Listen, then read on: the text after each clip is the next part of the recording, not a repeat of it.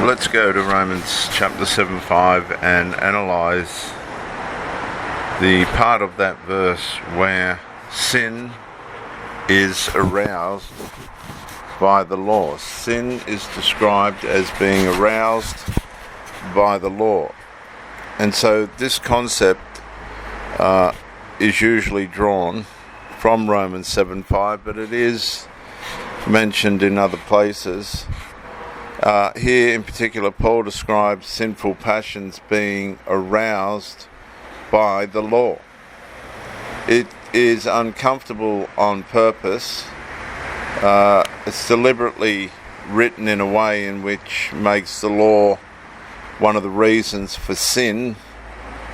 The law is described as being good and holy, yet somehow it exposes and even intensifies what is already wrong in us.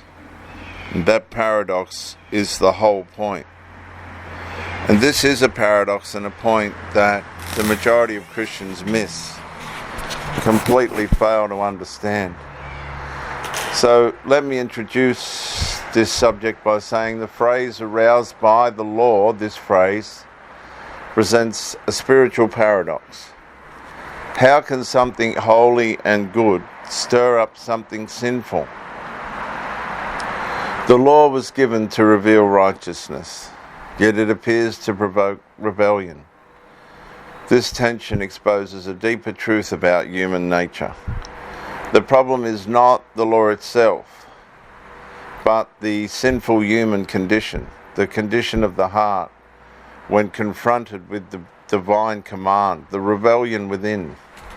Sin, when confronted with the divine command, has one option, and that is to break the command, not to stay in under its boundaries. So, let me turn to my outline now.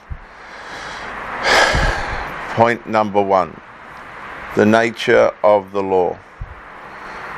The law is holy, just, and good. Romans 7:12 assures us of that.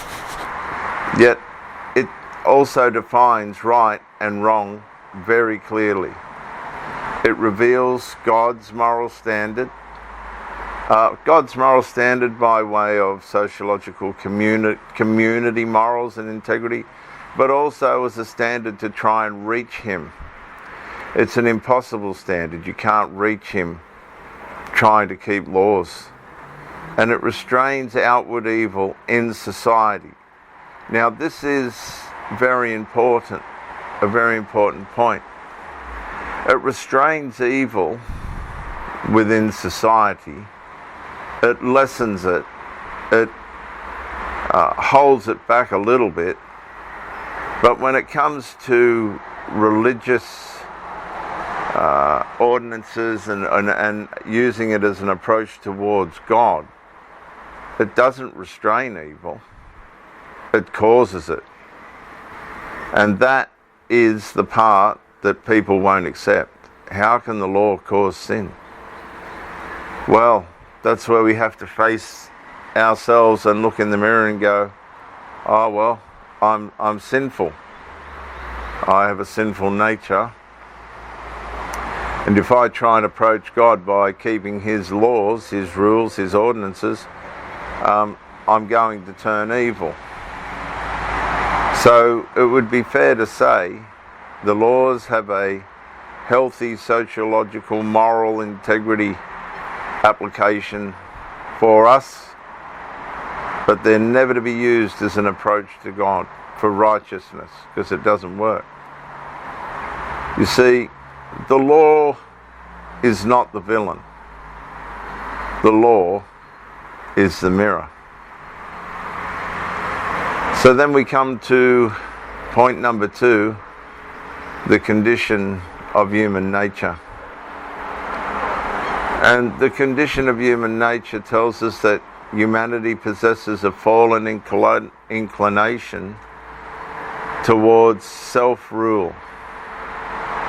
Humanity possesses a fallen inclination towards self-rule. And then Commands often provoke resistance. When it comes to the fallen human nature, the commands often provoke resistance, human resistance that provokes sin, resistance from carrying them out. And then the condition of the human nature, the forbidden becomes desirable precisely because it is forbidden. And sin seeks opportunity through restriction. Sin seeks opportunity through restriction.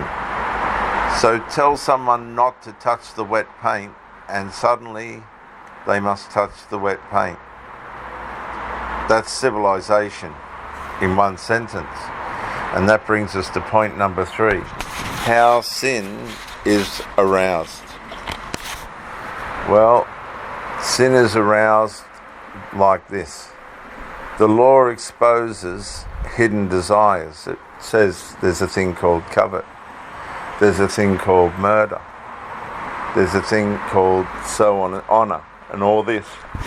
The law exposes, it shows us hidden desires. Sin is aroused. This is how sin is aroused. It clarifies what is sinful, giving sin definition. The law clarifies what is sinful, giving sin definition. And the law intensifies internal conflict.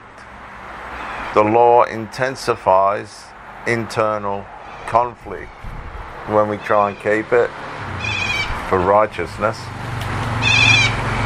And it removes ignorance as an excuse. The law reveals to us that there is such problem within.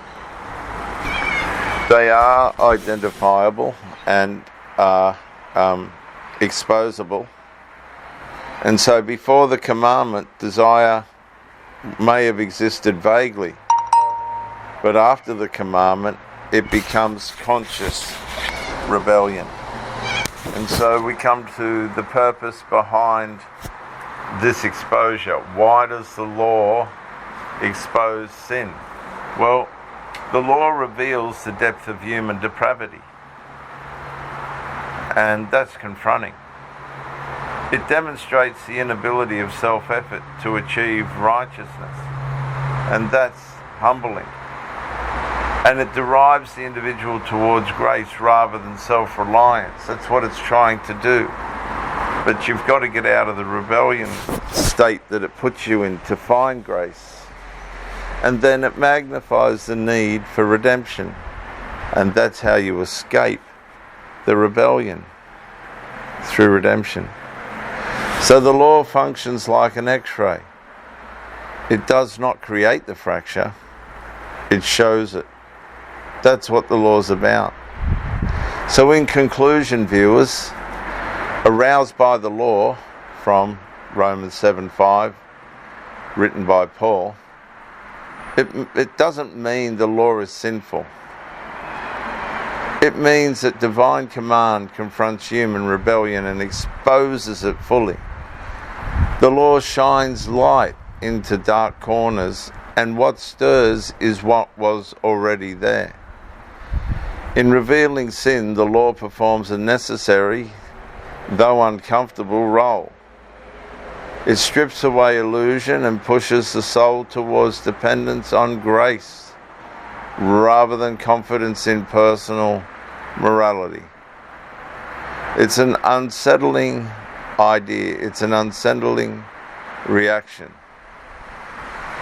But one thing's for sure, it is a very necessary thing to understand. The law is holy, but it provokes our sinfulness. Because it is under the law that sin is aroused. This is Dr. J.W. Ayub, and I'll see you on the next one.